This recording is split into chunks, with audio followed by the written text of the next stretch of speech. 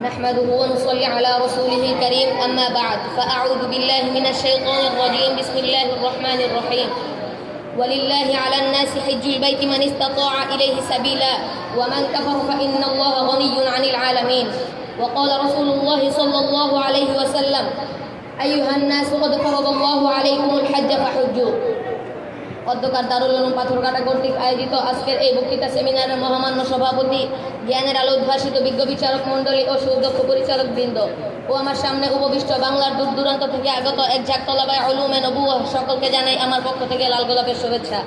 আজকে আমার বক্তৃতার বিষয়বস্তু হলো হজের গুরুত্ব ও ফজিলত।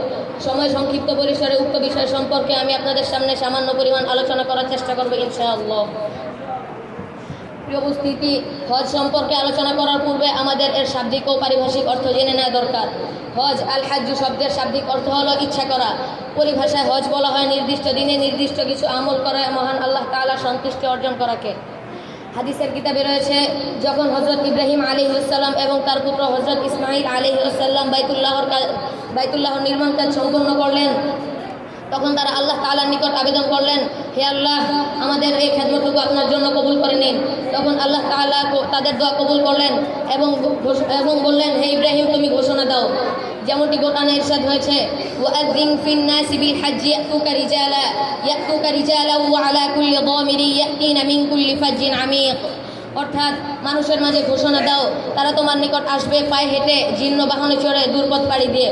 তখন হযরত ইব্রাহিম আলাইহিস সালাম বললেন, হে আল্লাহ, আমি এখানে দাঁড়িয়ে ঘোষণা দিলে কে শুনবে? এখানে তো কোনো লোকজন নেই। আল্লাহ তাআলা বললেন, হে ইব্রাহিম, তোমার কাজ ঘোষণা দেওয়া আর আমার কাজ হচ্ছে পৌঁছে দেওয়া। সুতরাং তাই হলো, হযরত ইব্রাহিম আলাইহিস সালাম হজের ঘোষণা দিলেন এবং আল্লাহ তাআলা আসমান জমিনের সকল মাখলুকের নিকট হজের ঘোষণা পৌঁছে দিলেন।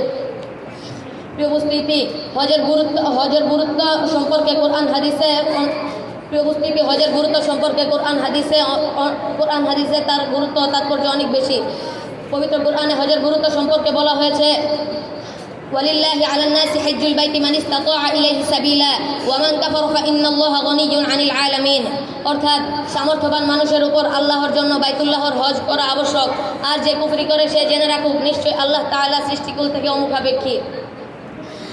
রাসূল সাল্লাল্লাহু আলাইহি ওয়াসাল্লাম ইরশাদ করেন, ইসলামের 5টি ভিত্তির মধ্যে হজ একটি। প্রত্যেক সামর্থ্যবান মুসলমানের জন্য হজ আদায় করা ফরজ। আরেক হাদিসে রাসূল সাল্লাল্লাহু আলাইহি ওয়াসাল্লাম বলেন, আইয়ুহান নাসু ক্বাদ ফারাদাল্লাহু আলাইকুমুল হাজ্জ ফাহুজ্জু। হে মানব জাতি, আল্লাহ তাআলা তোমাদের উপর হজ ফরজ করেছেন, তাই তোমরা হজ আদায় করো। প্রিয় উপস্থিতি, হজের গুরুত্ব নেই, এর ফজিলত অনেক বেশি। হজের অন্যতম ফজিলত হলো এর দ্বারা জান্নাত প্রাপ্তির আশা করা যায়। কেননা রাসূল সাল্লাল্লাহু আলাইহি ওয়াসাল্লাম বলেছেন, কবুল হজের বিনিময় কেবলমাত্র জান্নাত। এক উমরা থেকে আরেক উমরা মধ্যবর্তী গুনাহসমূহের কাফারা। রাসূল সাল্লাল্লাহু আলাইহি ওয়াসাল্লাম ইরশাদ করেন, মান হাজ্জা লিল্লাহি ফালাম ইয়াফুস ওয়া লাম ইয়াফসুক রাজা'a কায়াউমিন ওয়ালাদাতহু উম্মুহ।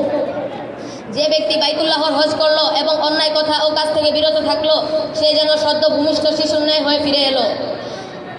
প্রিয় উপস্থিতি, হজের ফজিলত যেমন বেশি, হজ না আদায় না করার শাস্তিও খুব ভয়াবহ। হযরত ওমর রাদিয়াল্লাহু তাআলা আনহু হইতে বর্ণিত, রাসূল সাল্লাল্লাহু আলাইহি ওয়াসাল্লাম ইরশাদ করেন, যে ব্যক্তি সামর্থ্য থাকা সত্ত্বেও হজ আদায় করলো না, তোমরা কসম করে বলতে পারো সে ইহুদি অথবা খ্রিস্টান হয়ে মৃত্যুবরণ করেছে। আরেক হাদিসে রাসূল সাল্লাল্লাহু আলাইহি ওয়াসাল্লাম বলেন, যে সামর্থ্যবান ব্যক্তি প্রকাশ্য কোনো প্রয়োজন, অত্যাচারী বাদশা কিংবা কোনো অপরাধকারী রোগ তাকে হজ থেকে বাধা দেয়নি, সে হজ করা ব্যতীত মৃত্যুবরণ করেছে, তাহলে তোমরা বলতে পারো সে ইহুদি অথবা খ্রিস্টান হয়ে মৃত্যুবরণ করেছে। প্রিয় উপস্থিতি, অত্যন্ত আফসোসের সাথে বলতে হয় যে আজকে আমাদের সমাজে অনেক চাচা বাবা তাদের সামর্থ্য থাকা সত্ত্বেও তারা হজে যায় না, হজ আদায় করে না। আরাম আয়েশের জন্য তারা হজ করতে পারে না। তাদেরকে জিজ্ঞাসা করলে বলে, আরে আমার ছেলের বিয়ে দিইনি, আমার মেয়ের বিয়ে দিইনি। আরে হজে যাওয়ার জন্য ছেলে মেয়ের বিয়ে তো দূরের কথা, নিজের বিয়ে তো জরুরি নয়। আফসোসের সাথে বলতে হয়, কয়েক বছর পূর্বে আমরা দেখেছি বর্তমান সরকারের সাবেক এক মন্ত্রী, আওয়ামী লীগের সভাপতি মণ্ডলীর সদস্য জনাব আব্দুল লতিফ সিদ্দিকী হজ সম্পর্কে বিরূপ মন্তব্য করে বলেছিলেন, আমি হজ ও তাবলিগ জামাতের ঘোর বিরোধী। এ হজে দেশের কত জনশক্তি নষ্ট হয়। হজের মৌসুমে 20 লাখ লোক সৌদি আরবে গিয়ে সমবেত হয়। এদের কোনো কাজ নেই, এদের কোনো প্রোডাকশন নেই, তারা শুধু ডিরেকশন দিচ্ছে, দেশের টাকা খাচ্ছে আর তাদেরকে দিয়ে আসছে। এরূপ আরও মন্তব্য করেছিল। সরকারকে ধন্যবাদ দিতে হয় যে তাদের মতো কুলাঙ্গার লোকদের মন্ত্রিত্ব বেশি দিন বহাল রাখেনি। প্রিয় উপস্থিতি, পরিশেষে আমি বলতে চাই, বর্তমানে ইসলামের বিভিন্ন বিষয় নিয়ে অনেক কুলাঙ্গার বিষোদাগার করার ষড়যন্ত্রে থাকে। তাদেরকে বলে দিচ্ছি, ইসলামের বিষয় যদি জ্ঞান না থাকে তাহলে ওলামায়ে কেরামের নিকট আসুন, বুঝুন, তাদের থেকে সঠিক শিক্ষা গ্রহণ করুন।